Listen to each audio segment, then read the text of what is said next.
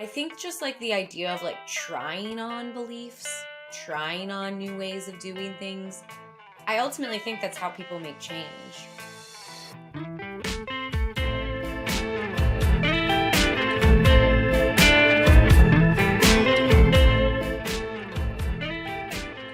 Hello. Hi. Hi. Welcome to Inner Archaeology. I'm Emily. And I'm Sarah. And you can find And- us anywhere on the web. We're everywhere.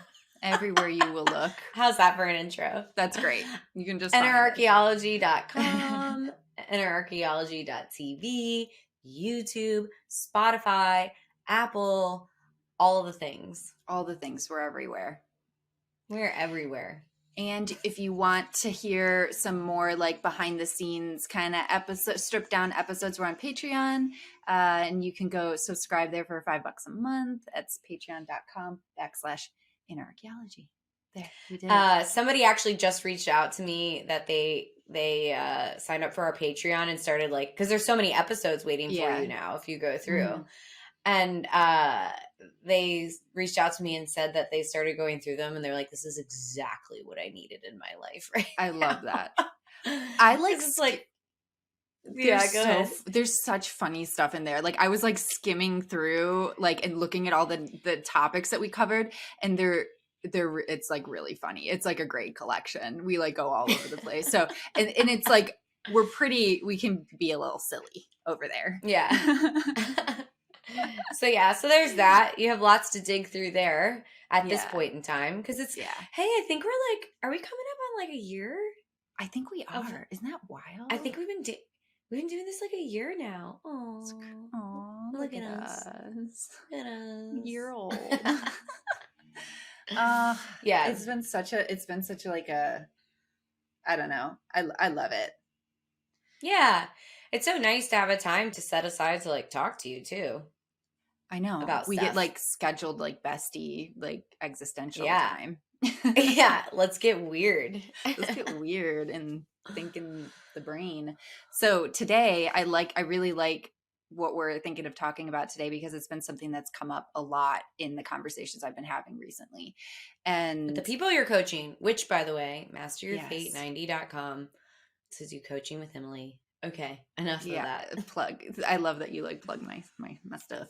You could get more info there. But so with all these people that I'm coaching, it just like comes up for everybody. And I think it's like one of those topics that really just applies across the board based on this great post from the holistic psychologist, just kind of digging into the fact that most of us did not have like an emotionally healthy like upbringing, right? We just like didn't have those like skills and that understanding, and our parents' generation just like didn't have the awareness of that. And so they lacked tools, they lacked awareness, they lacked vocabulary. Like, and I think that, I don't know, because I know that sometimes people hear, like, I love to talk about this stuff, and I think sometimes people hear it and they think, oh, you're just like complaining about your childhood or something like that, and it wasn't that bad or whatever.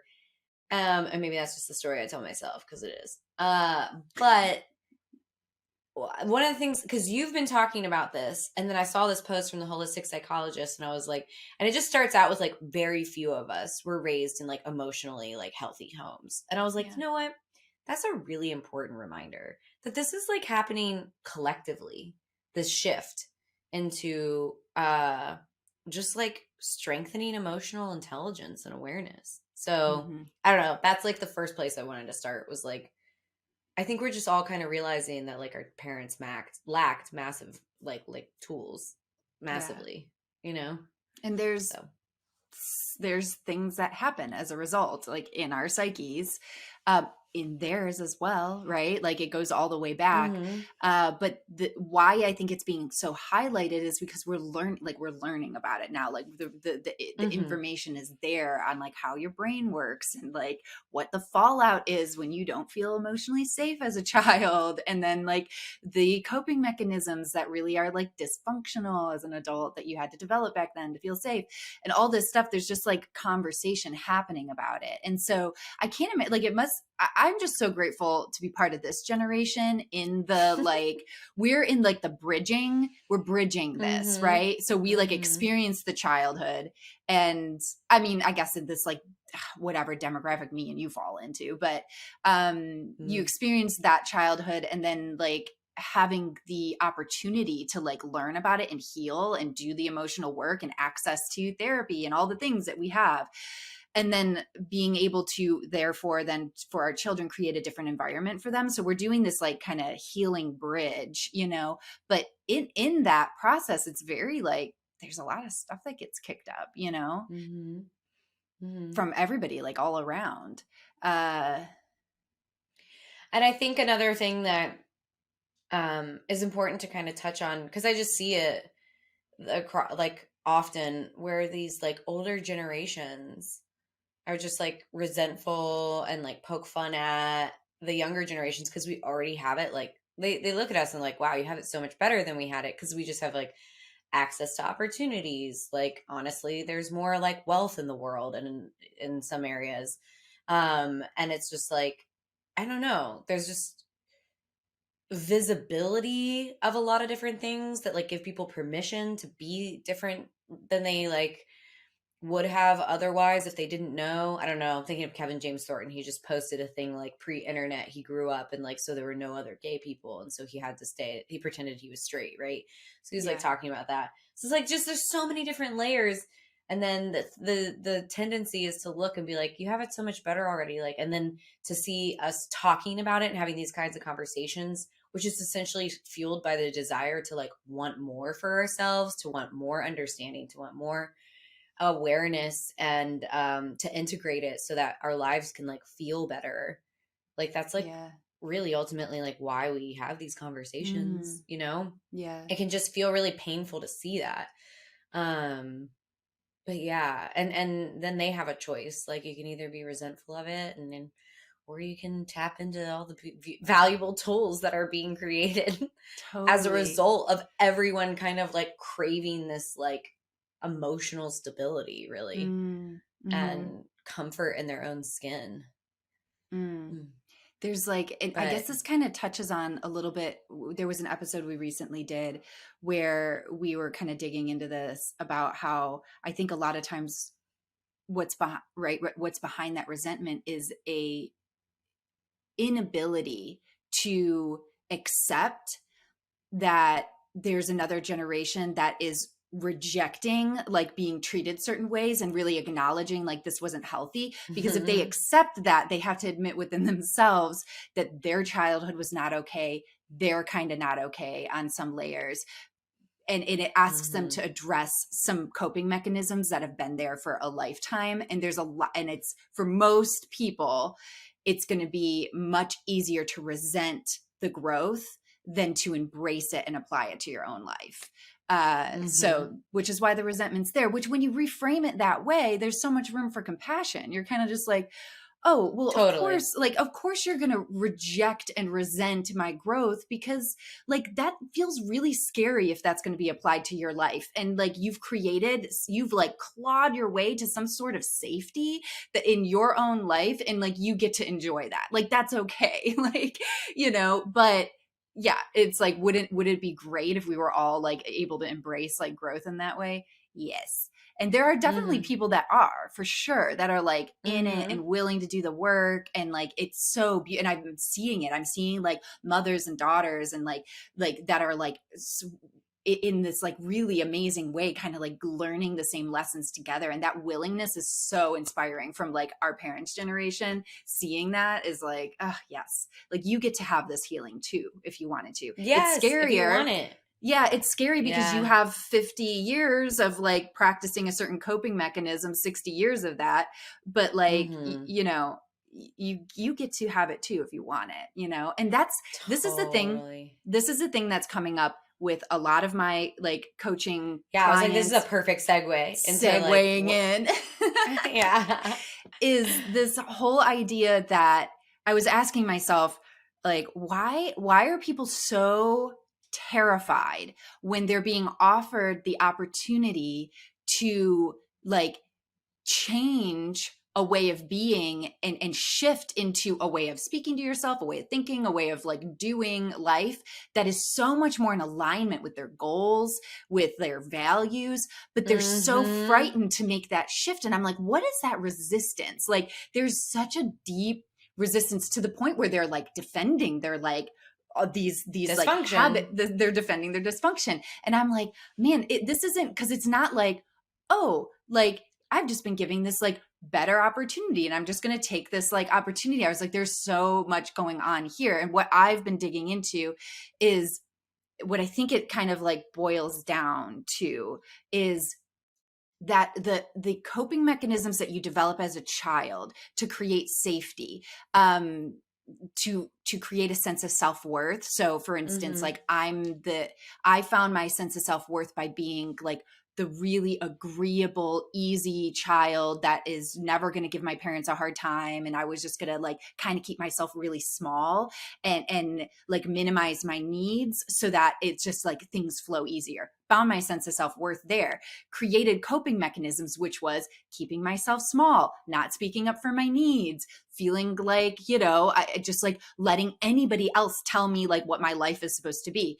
And then when I grow up, and those coping mechanisms become, at one point, were creating safety within me, right? They created a sense of Mhm. safety because I was able to root into a sense of self-worth. But then as an adult, realizing, wow, I'm experiencing this disconnect from myself, and it's it's like not good for me. I can see where it's like not good in my relationships, not good in just like my sense of well-being.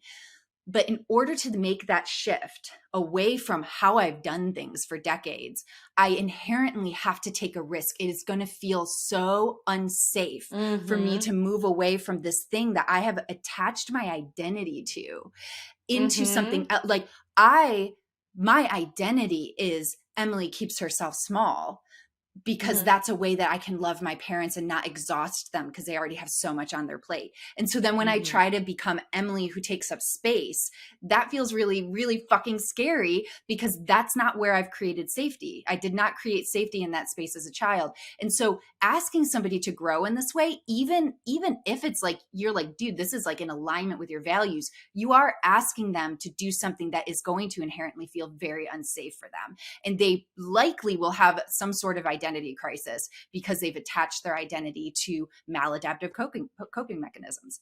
And that's my thought that I've been thinking about. Yes, and it's first of all, like, amen. It's so true. And um I don't know, just realizing this, I think there's something about, for me anyway, there's something about like when I can identify like psychological like human behavior tendencies, it makes it like easier for me to push back on them. You know what I mean? So like Because you're like, it's that's a for brain me. thing. Yeah. I'm like, "Oh, this is just like part of the mechanism and I have a choice now. Do I want to just go into default mode, or do I want to like take action and push back against like my reptilian brain and like hardwiring?" Which Yes. to me feels good, I think, Yes. because it's like it makes me feel, I don't know, probably just makes me feel like proud or smart on like a very base level, right? Because it's like, oh, I don't have to default to like just being at the mercy of my brain. Yeah. So for me, like just bringing awareness to these patterns is like so helpful for me to push back on them. But the other thing that I really love about how I've seen you coach people through dealing with this is reminding them that to make a change doesn't have to be like all or nothing, that you can like try on something. And I love hearing you talk about, you'll be like, you'll say things like, okay, so you've tried this way for like decades. Maybe let's just try this way. And it Hmm. doesn't have to be something like revolutionary and you're gonna just have like a completely dramatic change overnight that feels so icky and uncomfortable because it's so different from what you've been doing, and Right. because it's, again, it's the opposite of the thing that's made you feel safe. And Yes. I think just like the idea of like trying on beliefs, trying on new ways of doing things, I ultimately think that's how people make change, right? Anyway, because Hmm. you're gonna accidentally like default back to the original one, and or slip into old patterns or have something that kicks up something in you and you're like, "Ah, shit, I'm doing that thing again." And Mm-hmm. so, I don't know, it just kind of gives you permission to be more playful and to uh yeah, just like not fully commit and know that you're gonna default back to the Yeah. like old programming, and that's Yeah. okay and expected and like part of the process. Mm. So, Yes, I love that way of looking at things. Because if you're going from like over identity, like having your identity attached to like coping mechanisms over here to trying to attach them to other mechanisms, there's a lot of like resistance there that I see when I see people like trying to do that, or they're thinking like that's what they're supposed to do, because they don't know who that person is. Like right. who is that version of me that feels like she can take up space? Like that there, you're not able to identify yourself with this like new way of being. And so I think your brain inherently like sabotages the change when Mhm. you're trying to attach your identity to some future thing that you don't really like know about yet.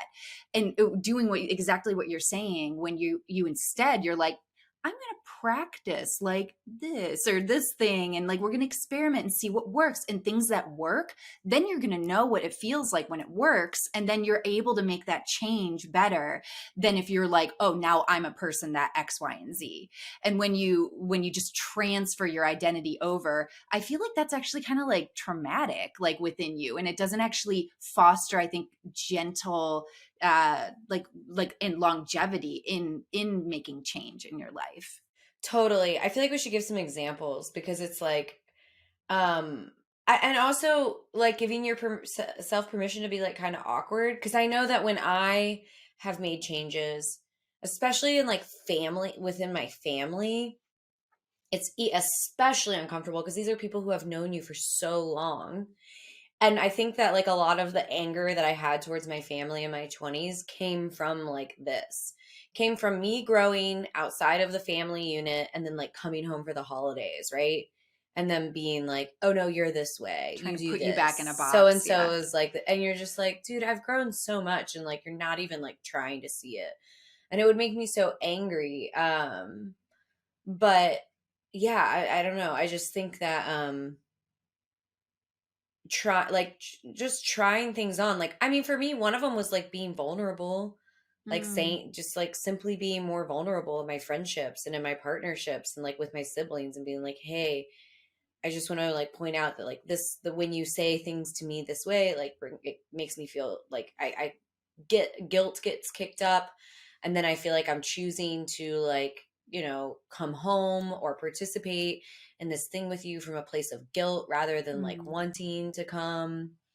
I have such an aversion to being guilted into doing things that like it's kind of a joke I think with my friends, where if you're like, no pressure, we're going to be doing this thing tomorrow, come or don't come. In fact, we don't care if you don't come.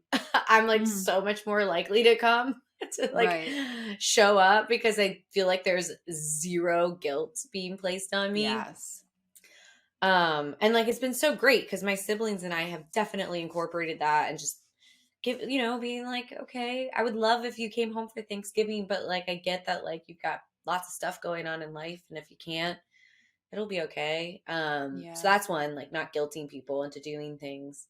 Trying to think of others, being more vulnerable with partners, which was so hard when you're not used to like sharing feelings. It's like very uncomfortable. Scary. Yeah. One that I like recently experienced this past year was really like stepping into this like coaching role was like super scary for me, because like I hadn't done it like that before, and I'm like, so even though it's like what you kind of naturally do, but okay, keep right. And going. there was like this, there was definitely like fear around like so badly wanting to bring value into people's lives. And there was that voice, the what if you're full of bullshit and you don't actually like Oh, help dude, anybody make meaningful same. change. Right. A And I hundred per. remember This is me and my business, my this is whole like entire life. business, every step of the way.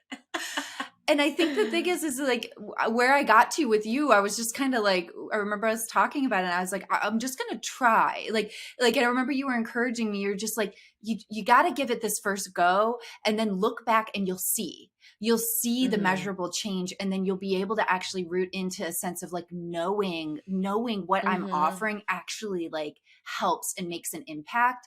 But like you kind of had to like you just kind of had to like step out into that, and it was like a little bit scary, but it was just like I believe that I believe that like, you know, what I was offering, it was valuable for me. You know what I mean? And I Mm-hmm. knew that. And I was like, okay, so chances are like somebody is going to find some worth in this, you know? And then here I just Mm-hmm. actually just earlier today had my like last group call, and we were talking about the transformation that's happened. And I just am like blown away at just how people kind of blossomed, and I was just like, man, you know, look at that. And but there is that scary like moment of like when you're like when you yourself are blossoming into like this new thing and you're making this change, it's inherently there's risk within that, and there's fear that comes with it, and you have to do it anyways. That's what I tell all my people, like the ones that are like successful out there doing the things are the ones that just did it anyways. They're the ones that Yeah, they're doing it experienced fear scared. and resistance, I and you love just do it anyways. Yeah. I've seen it like circulating social media, and I love it where it's like you just do it scared. Like Mm, you don't like wait for the fear to go away. You do it while you're scared. And then cuz honestly, you don't gain confidence beforehand. I'm constantly telling my that's students not this. step Like one. the confidence comes from taking action. You just have to have the courage to take the step just in like with the fear. Yeah. And then you will ultimately gain confidence. And Yeah. so it's just like, but it's not, I don't know. It is scary. It is. Um, but making changes, man, making changes. It's so funny. I've even seen it with like my siblings. Like one of them, there's this like trope in our family that she like is obsessed with mashed potatoes, and every Thanksgiving it's like, oh, so and so's gonna eat all the mashed potatoes, blah, blah, blah, blah. And it's so obnoxious. And like 2 Thanksgivings ago, she was like, I don't even like mashed potatoes. Like, shut the fuck up, everyone. Yeah. Because everybody was like making the joke, and I was just like, oh, I like that situation, like, stood out to me as such a funny example of Mhm. how shitty it feels to have the people around you kind of trying to push you back into even just like the silliest of things when you're really trying to work on yourself and grow. And in some ways, I feel like, especially with family, I think it's just like I'm thinking about it because like holidays are coming up, Yeah, because holidays are coming. but you know, sometimes they're gonna see it if you ask them to. Like, Hmm. I don't know. I don't think many of us were taught to just like ask for things from Mm-hmm. people. Like saying to a friend, I'd like to like I'm trying to be better in this way. So I'd like to maybe like, I don't know, not talk shit about people. Or I'm Yeah. trying to like complain less, or I'm trying to like be less judgmental. So let's like stop talking bad about our coworkers. Like I have friends who have like talked about that where they're like, oh, I have a friendship, and it's like our friendship is based on like griping about like other people, and Mm. I kind of need to like change that. And I think it's easy to want to like just ghost or like not deal with it, but I think so much more growth happens when you like call the thing out, when you like name it and say it out Mm-hmm. loud to people. Mm-hmm. um I don't know. You can grow so much by doing that, I by know telling people. this is a big thing that I've like really learned from you, because my tendency was definitely to be like, oh, we've outgrown each other. All right, peace. Like, and like moving on, you know, and just instead of really where it came from for me is like not believing that people are willing to like hear my Mm, thing, or like, you know, mhm. like to see me in that way. And so I just would kind of like, you know, I don't know. I Mhm. definitely had the tendency to just be like, let things fizzle out. It's like, but then you give people an opportunity to like show up differently because oftentimes they're thinking it too, or like, I don't know. It's kind of cool. And then you have an opportunity to see like if they can't grow with you in that way, that's when you have to like, that's when you, it's like, okay, I have to like Mm, part ways for this to like be okay and to live a healthier version of myself. But I don't know. I really, you know what it is though? I think that the difference between us in this area where we tend to default, because I think we're both growing, where you said like it's easier for you to kind of just like let it ghost or think we outgrew each other. I actually think that I think that I have a really just high tolerance for discomfort and uncomfortable conversations because of how many uncomfortable conversations there were in my childhood.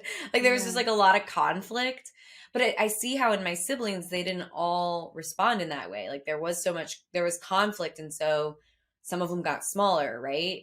And Mm, then for me with conflict, I tend to get bigger, yeah. which is like not great. Because sometimes I want to like fight people, but um I don't know. So I think it's just like this comfort with discomfort is something that I've been thinking about a lot lately.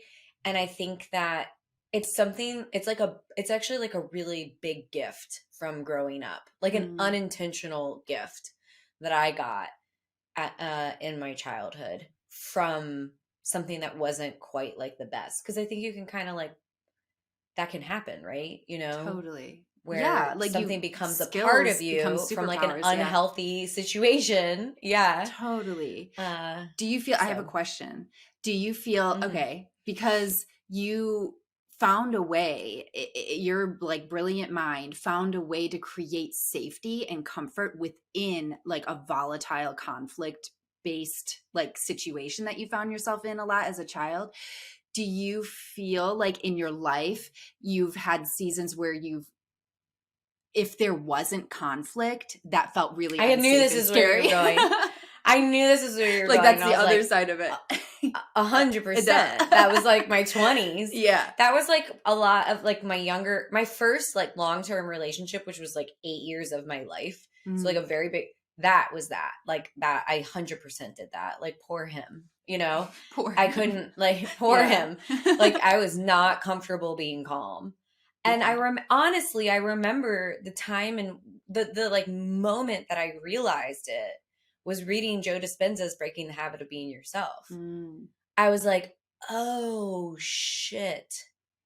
I really crave the like neurotransmitter hormonal cocktail that comes from being in a very high beta state, which is like mhm, essentially fight or flight, because mhm, that's often what was just like happening in our household because it was such chaos.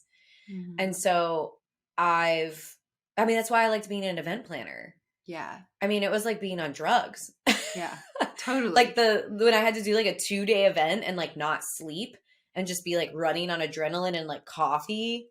Oh man. It was your I like jam. love that shit. It Yeah. was so good. But then I had like a drug come down like 2 days Yeah. later where I was like crying and like weepy. Like I was like Yeah. depleted all my serotonin and dopamine probably. Like Totally. and I was like, that's not healthy. This isn't um sustainable.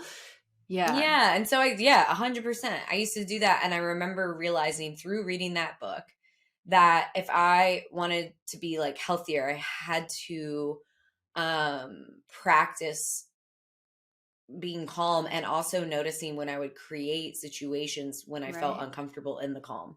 Right. So because it was Yeah. literally you just trying to find familiarity. This is such a like a Mhm. good piece. It's so okay, I'm going to try to like distill it down. As a child, you create like a sense of safety in the familiar, whether or not it was actually safe. The Right. familiarity, the predictability created a sense of safety because as kids we don't really have a lot of say in reality like at that Oh, and time. I felt that Right. deeply as a child. Yeah. I felt just like I had no say in my life and it tormented me. Anyway, Mhm.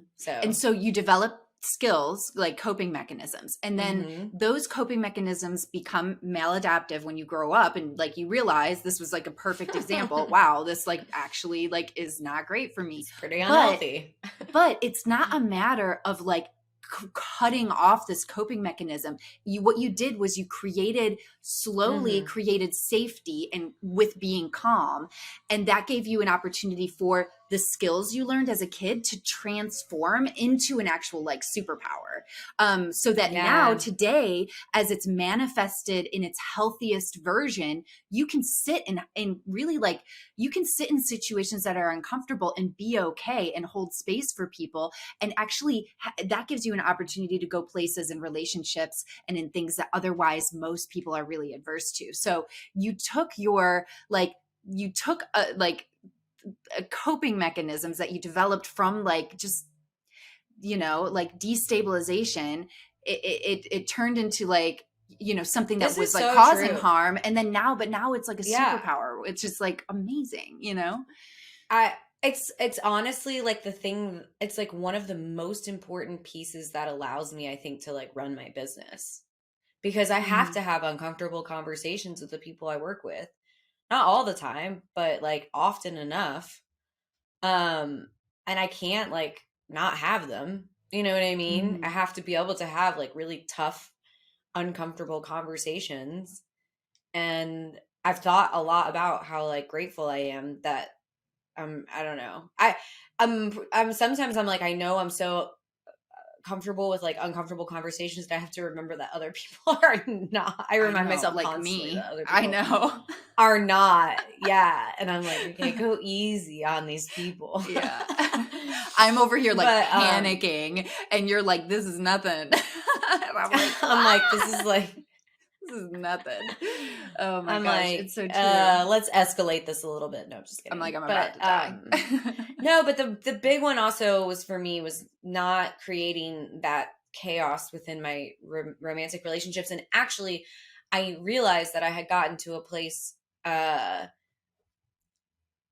like I realized not that long ago how far I had come in that way, because now like conflict feels extremely uncomfortable. So you've You know like what I mean? healed. Yeah. In Hmm. my relationship. So it's Hmm. like, yeah, which I was like, ooh, I'm like, I had a moment where I thought to myself, like, oh, you're getting soft or you're getting like Ooh, weak. yeah. And I was like, Yeah. no, you've actually just like created, like, you're just like healthier and Creating not like trying to create peace. drama. Yeah. Yeah. Yeah. And this Wow. is like a new, like, you've created, and what feels comfortable to you now is, I don't know, you're in it. I mean, I kind of feel like that with just like the people I surround myself with too. You know what I mean? Like Hmm. I surround myself with people that are so like just feel so much more like open and on paths of growth, and we can have conversations, say very vulnerable things, push each other a little bit. That when I'm around people who aren't, it's like very jarring now. I don't know if you Mm. experience that, or you're just like, I don't know. Yeah. Yeah. I mean, it is for sure. It can feel, Yeah. I mean, I try to like practice like exposing myself just so that I don't get like, I I don't know. know. Cause it can be, sometimes Yeah. it can be like a little bit of like a shock to be like, oh my God, not everybody like feels this It's like, liberated in this area, cause I have my tendency to surround myself with certain types of people. And it's like, it's mm-hmm, really important for me to mm-hmm. remind myself that there's like a lot of other Yeah. people in this world that don't think this way. And, Oh, totally. yeah. Totally. This is such a good one. It makes me just like wonder what like the question that's like coming up for me is like to ask ourselves like what like parts of us, or like it's this whole idea there's no bad parts, like what parts of us that maybe are still exhibiting like those like maladaptive like behaviors, but like what's Mhm. the gift within that, you know what I mean? Like if that Yes. part got to transform into its like most functional self, like what would that be, instead of the thinking of like I have to just end this part of me, I have to like This extract this is part of me. this is like one of my core beliefs, honestly, is that there is a gift in those things. Hmm. Usually. There's like a healthy form of it. It's why I have such a Yeah. hard time with thinking about, some of our behaviors as wholly like character defects or flaws. I'm just Right, like, right. I just don't think it's that like black and white. I think that Mm-hmm. it can be taken and like morphed into a healthy version. I'm sure there are exceptions, you know what I Yeah, mean? totally. Like, Yeah, but I do think that we tend to throw the baby out with the bathwater when yeah. it comes to things Mm-hmm. like that. And you're just Yeah, like, oh, this is like, I don't know. And you've it's helped all me bad. see that in so Yeah, many ways. Like my fucking anger, man. I used to yeah, be so mean to my anger. And now I'm like, yeah. she comes in handy sometimes. Mm-hmm. Mm-hmm. Totally. So, Yeah, this is good. yeah. This is where my head's been at for sure. And it's also given me like this other extra like layer, I think, of like gentleness and compassion to the people. Because I think sometimes it's Mhm. easy when you're like trying to help somebody and you see like, and they want this change, like, and they want to shift this like habit or pattern or whatever, but when they like just like can't, seem to like get it to happen, or they keep falling back into like ways of treating themselves or being hard on themselves or whatever. And when it's just given me this like deeper layer of like compassion for them, because I'm just like, it makes sense. It's like really scary to do something different because you've created safety, even if it's like being really mean to yourself. There's been like predictability and stability and safety within that, because that has been consistent in your life when maybe there was not a lot of consistency. And so like that feels really good to just have found like another way that I can support people just with like a lot of compassion. Yeah. Because I think that that's how you like really acknowledging like, yeah, it feels really scary, and let's practice, like let's experiment. Yeah. Yeah, Yeah. totally. I love that. I love that. It's really fun to be both of us in working in our own ways, very different ways, but in our own ways, kind of in, I think that's why we love it. It's psychology and, um, I don't know, just like emotional awareness and intelligence, but ultimately it's like taking what we know and applying it so it has the bigger impact, which is like Yeah, something that will never bore me because I people are agree. also different and there's Yeah. so many different ways to like I don't know, to just like experiment with that. It's Yeah, like it feels so. There's like some of the most like sparkly fun things for my brain is like when like I'm talking with somebody and they like say something that like stumps me, and I don't have like an initial I like know you love hit, that. and You'll I'm like, like and then I just like. Then I'm like taking notes, and I'm like, oh, I'm gonna like, I'll have to get back to you on that one. I'm gonna have to think about it. But it's just like, it's so exciting for me when I get like a brand, because usually it's just like a brand new perspective that like I had not yet considered, and I see it as like such a gift. I'm like, thank you, like you're giving me this like whole vantage point that I like haven't had so far, and now I have it, and it's like just so cool for me to see. So I I know. like, yeah. I love hearing when that happens for you. Because you don't share details with me, but you're like, dude, No. I had a conversation today. I am not sure. I gotta think about that. Like, I love I it. like You live love for that it. shit.